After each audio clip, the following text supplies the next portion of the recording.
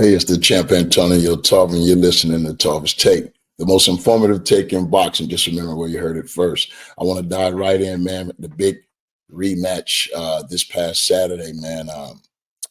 Alexander Usyk defends the unified heavyweight champion by unanimous decision over, former unified heavyweight champion. Some would say undisputed, Tyson Fury, in a very contested fight that had a lot of stages in it. The opening stage, Tyson Fury came out as I knew he would, and really tried to, control the territory of the ring.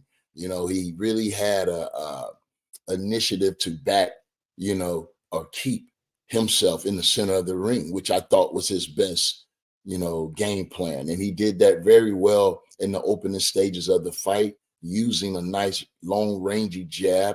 You know what I mean? He was definitely controlling Usyk for the most part. Usyk still with the determining pressure, constantly, digging Tyson Fury to the body. That was evident. He really wanted to invest in the body early.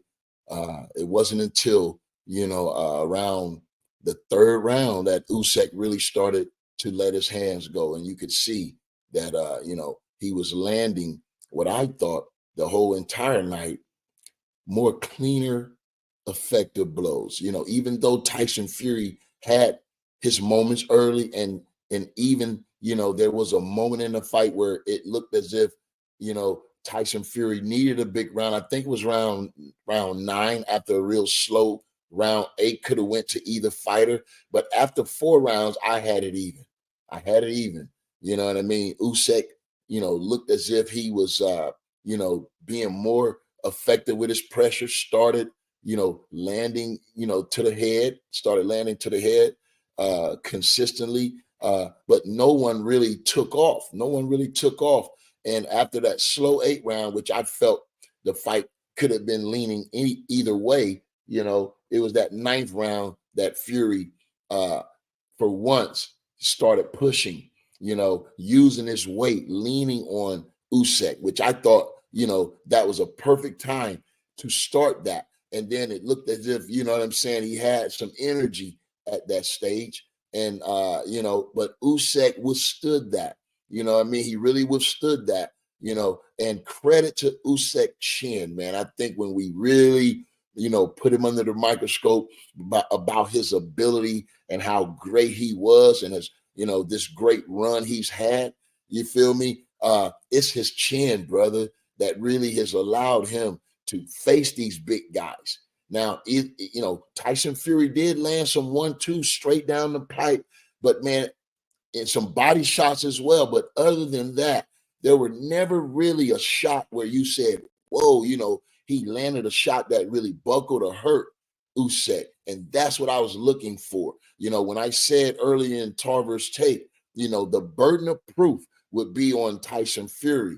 And, at that time when he was backing Usyk up, I felt if he could have put 2 or 3 rounds like that consecutively, I think he probably would have found that shot and probably would have controlled and maybe dominated those 9th, 10th round, 11th round, those rounds, championship rounds, which, all of the judges, agreed 116, 112. But on 2 cards, I think these judges said that Usyk won the last 7 rounds. You feel me? I didn't think he ran away with it that far. I felt Tyson Fury could have won one of those championship rounds, maybe the 11th. But, I thought he at least won 2 rounds to close out the last 7, which I still had Usyk winning, by 2 rounds rather than 4. So, that's it. But I did have Usyk winning the fight. And you know what I mean? But man, both guys put out. Both guys put out. I think Usyk came in much better shape as well as did Tyson Fury.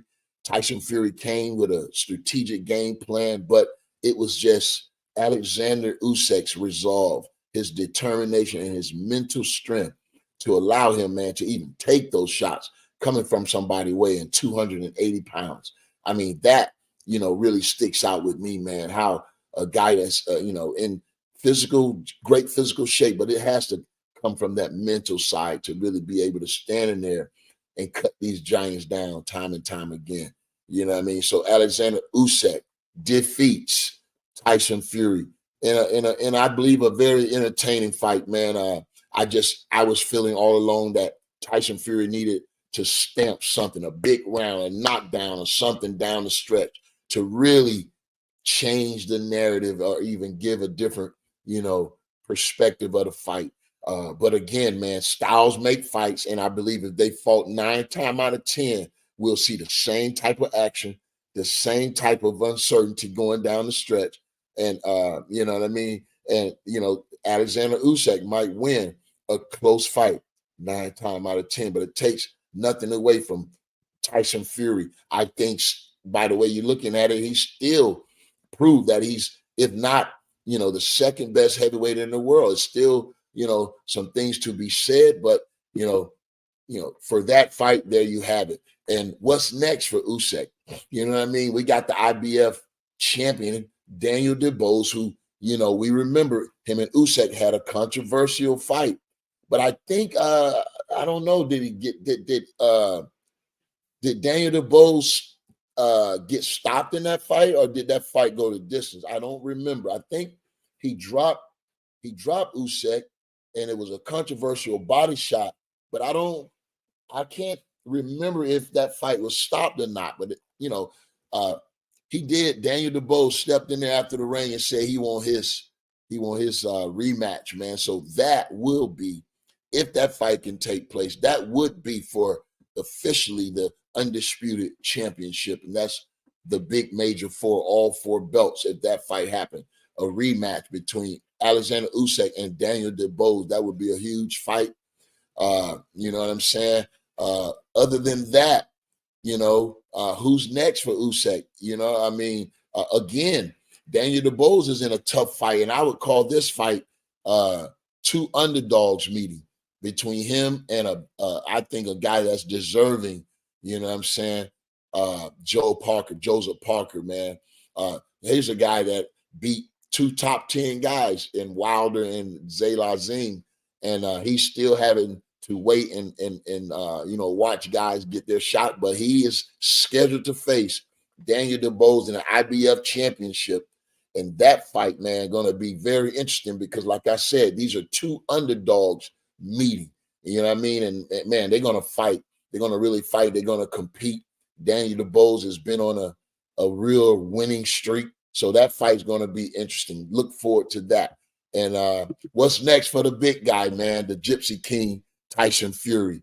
I mean, it's really going back and just rethinking the whole thing, man. I was thinking, Usyk maybe can ride off in the sunset after a win over Tyson Fury, and then I thought, if Tyson lost, maybe he also would be thinking on those lines. But we're fighters, man, and that's what we do. We fight as long as we feel that burning desire inside of us. You know what I'm saying? We fight. So when you look at, everyone still clamoring for the AJ and Tyson Fury fight, I think that's a fight that Turki Alalshik, Your Excellency, wants. And, we can also look forward to that one, I believe. I think I'll definitely tune in for that one to see how these guys get back to the drawing board and see who would be the winner in a fight between Tyson Fury and AJ. Both of these guys have had their ups and downs so far, with Tyson Fury, facing defeat for the second time. That's hard to accept when you've been, on top of the game so long. It's really mind-boggling, man, when you look in the mirror and you're not that same undefeated king no more. But, you know what I mean? A legendary, I believe, Hall of Fame career nonetheless. And a Tyson Fury AJ fight will definitely be a hit in the UK. So there you have it, man. You've been listening to Tarver's Take, the most informative take in boxing. Just remember where you heard it first, man. I appreciate all you guys, man. Make sure you like, share, comment, and subscribe to my YouTube channel, Tarver's Take. Set the notification button, man, so you too can get it hot off the press. I appreciate all your support. Until the next time, stay tapped in, and I'll talk to you then.